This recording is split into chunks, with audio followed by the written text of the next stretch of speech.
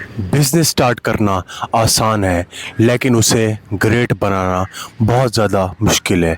लेकिन ये मुश्किल थोड़ी देर में आपके लिए आसानी में बदलने वाली है, क्योंकि मैं आपको बताने लगूँगा 5 ऐसे पाथवेज़ जिनको फॉलो करके आप अपने आप को और अपने बिज़नेस को और अपने फ्यूचर को नेक्स्ट बिग थिंग बनाने लगोगे। सबसे पहला काम, अपनी बस के अंदर अच्छे लोगों को बिठाओ। बस के अंदर अच्छे लोगों को बिठाने का मतलब है कि अच्छे एम्प्लॉयज़ को हायर करो। ऐसे एम्प्लॉयज़ को हायर करो जो कि शाइनिंग हो, जो कि ब्राइट हो। वो एम्प्लॉयज़ जो कि आपके बिज़नेस को हार्ड टाइम्स में भी फुल सपोर्ट करें और गुड टाइम्स में तो वैसे ही ग्रेट सपोर्ट करें। सपोर्ट करने का मतलब है कि अच्छे से काम करें, सिंसियरिटी के साथ काम करें, सेल्फिशनेस ख़त्म कर दें।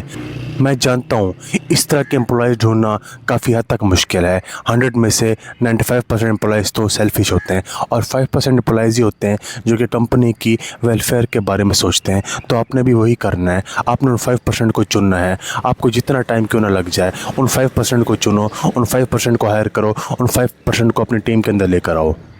क्योंकि खाली प्लान से कुछ नहीं होता, अगर उस पर इम्प्लीमेंट करने वाले अच्छे लोग होंगे तभी तो वो प्लान आपको आगे जाकर सक्सेसफुल बनाएगा।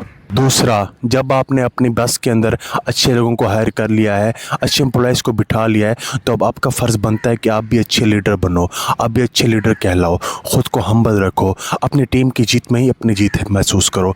ये नहीं कि खाली अपने आप को देखो।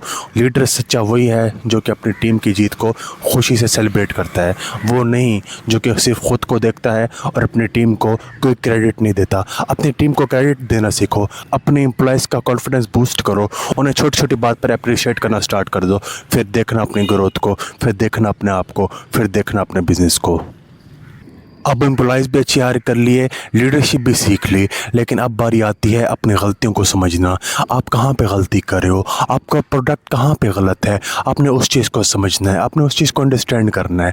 उस चीज़ को जब तक आप अंडरस्टैंड नहीं करोगे तो आपकी कंपनी आगे नहीं जाएगी। अपने प्रोडक्ट को इस तरह से डिज़ाइन करो कि कस्टमर भी बोले कि हाँ यार, प्रोडक्ट है तो इनका है, वरना किसी का भी नहीं है। कस्टमर फ्रेंडली प्रोडक्ट बनाओ जो कि बजट में भी अच्छा हो और सर्विसेज में भी अच्छा हो, बाकी ब्रांड्स को भी आप अच्छे तरीके से कम्पीट कर सको। इसलिए अपने प्रोडक्ट पर भी ध्यान दो और जो गलतियाँ हैं उनको समझो। हमेशा ख़ुद को सही कहना भी ठीक बात नहीं होती।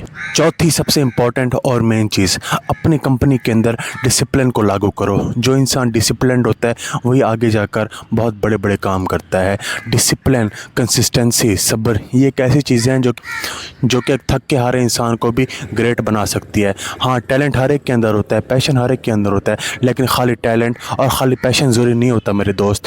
अच्छी ग्रोथ के लिए सब्र, तवक्कल और इसके अलावा नज़्म और ज़ब्त का होना बेहद ज़रूरी है। जब तक आप डिसिप्लिन नहीं होगे, जब तक आपकी टीम डिसिप्लिन नहीं होगी, तो किस तरह से काम चलेगा। एक टाइम टेबल बनाओ, एक स्केड्यूल बनाओ, काम करने का, गपशप करने का, गॉसिप करने का, मीटिंग करने का, सब कुछ करने का एक टाइम टेबल बनाओ। और लंबी लंबी मीटिंग से भी ख़ुद को दूर रखो, क्योंकि लंबी लंबी मीटिंग्स गॉसिप में बदल जाती हैं, कामकाज की बातों में नहीं।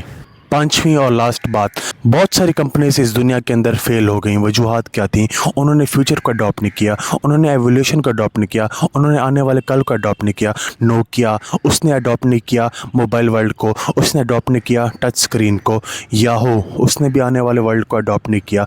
तो जो बंदा आने वाले वर्ल्ड को अडॉप्ट नहीं करता, फ्यूचर को अडॉप्ट नहीं करता या मुस्तकबिल की चीज़ों को अडॉप्ट नहीं करता, तो वो इंसान कभी भी ज़िंदगी में आगे नहीं बढ़ सकता। जो इंसान वक्त के साथ चलता है, वक्त के साथ अपने आप को बदलता है, एवोल्यूशन लाता है, तो वो इंसान आगे जाकर नेक्स्ट बिग थिंग बनता है। जिस तरह से आप आईफोन की एग्जांपल देख लो, जिस तरह से आप सैमसंग की एग्जांपल देख लो।